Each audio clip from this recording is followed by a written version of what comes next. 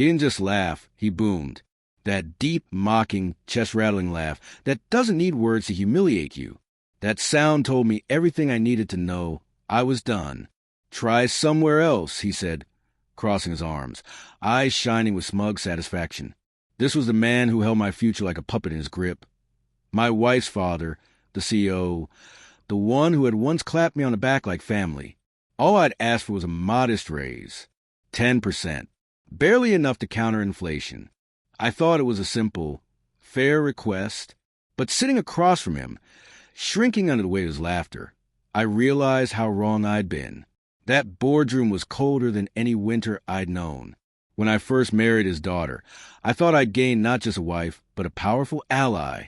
He made me feel welcome, talked about legacy, mentorship, building an empire together. At the time, I believed him. I poured myself into the company. Late nights, impossible deadlines, lost weekends. I was the one keeping faltering departments afloat, quietly fixing what others broke. Never flashy, but always dependable. But over time, cracks formed beneath the surface. My bonus vanished without explanation. Good ideas were brushed aside with a nod, never reaching the decision table. At first, I told myself it was politics, office hierarchy. Maybe I needed to prove myself more. I swallowed the disappointments. Until the raise. 10%. Not greed, just dignity. That's all I wanted. And he laughed. That laugh didn't just bruise my ego. It snapped something inside me. It wasn't about money. It was about position. His message was crystal clear. You're not one of us. You never were. I walked out of his office, feeling like a fool. My wife had always stayed silent in these tensions, watching from the sidelines, maybe torn, maybe indifferent. I didn't know anymore, but I didn't act out. I didn't rage. I paid attention. I watched him, learned him, studied every detail of the empire he had built, and what I found underneath the polish and power was rot.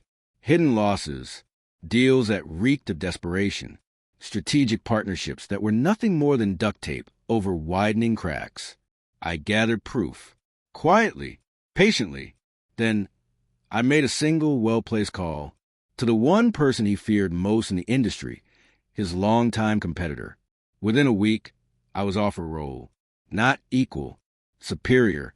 They wanted a fresh mind, someone who could lead, innovate, build. I took it.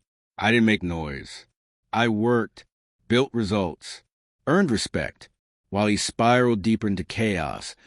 Clinging to old power, I was rising in a space that valued performance over pedigree. His name started surfacing in investigations, exposés, internal memos that leaked like cracks in a dam. Still, I said nothing. I watched until the day I got the invitation, a shareholder summit, the place where kings rise or fall. I walked in not as a guest, but as a key voice, one they needed to hear. At first, he didn't recognize me. Then his expression shifted. He saw it. The threat he thought he buried now standing tall, unbothered. I spoke, presented the facts. Financial negligence, misuse of resources, undisclosed losses. The evidence was meticulous, bulletproof.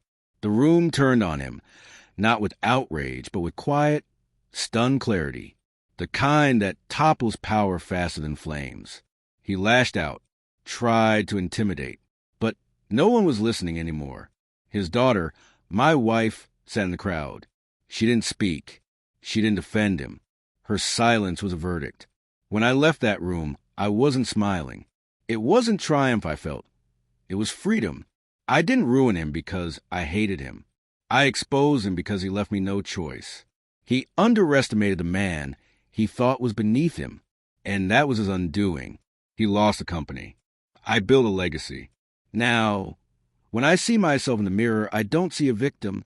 I see a man who was dismissed and disrespected, who rose without vengeance, but with vision. A man who didn't demand a seat at someone else's table. He built his empire to be untouchable. I built mine to outlast his. And when the dust settled, he wasn't laughing anymore.